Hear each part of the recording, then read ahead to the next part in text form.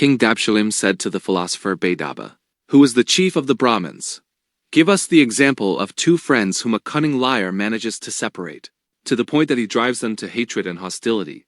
Baydaba replied, "When two people who love each other are tested by the intrusion between them of a lying deceiver, it does not take long before he cuts them off from one another and makes them turn their backs on each other." Among the examples that are told on this subject, there was, in the land of Dastawand, an old man who had 3 sons. When they reached the age of strength, they began to waste their father's wealth, without having learned any trade that would allow them to earn an honest living. Their father then blamed them and admonished them for their bad conduct, saying in particular, "My sons, a man living in this world seeks 3 things, and he cannot obtain them except through 4 means. The 3 things he seeks are ease in his livelihood, respect and position among people, and provisions for the hereafter. As for the 4 means he needs in order to reach these 3 goals, they are acquiring wealth in the best possible way, managing well what he has acquired, investing it and making it grow, and then spending it in such a way that it ensures a decent life, pleases his family and relatives, and so that its use benefits him in the hereafter.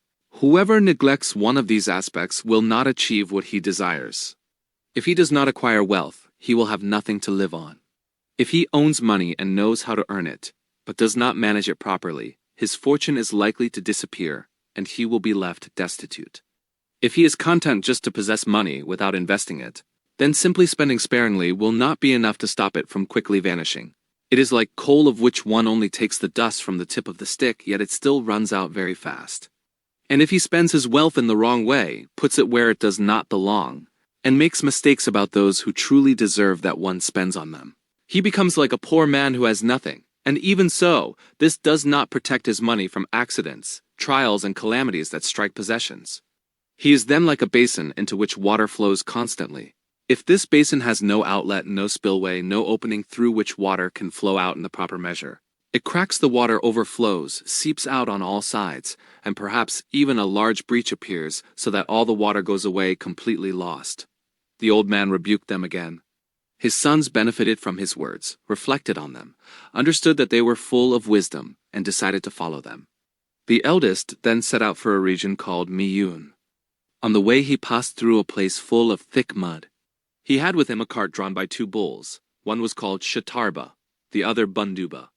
Shatarba sank into the mud, and the man, together with his companions, struggled to pull him out until they were exhausted, but they could not free him.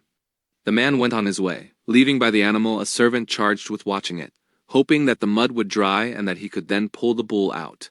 When night came, this man felt bored, afraid, and lonely. He abandoned the bull there, went back to his master, and told him that the bull was dead. He added, "When the term of a man's life comes to its end and his death has been decreed, then even if he does everything he can to protect himself from whatever threatens his life, it will not benefit him at all.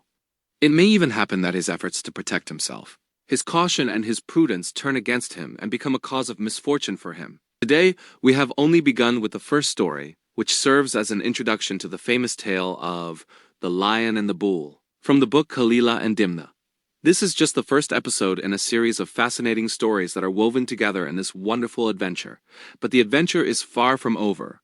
In the next episode, I will tell you the story of the man who fled from the wolf, and the bandits, another gripping tale in which wisdom, intelligence, and fate intertwine. Don't miss the next video. Subscribe to our channel and turn on the notification bell to discover this new facet of Eastern wisdom.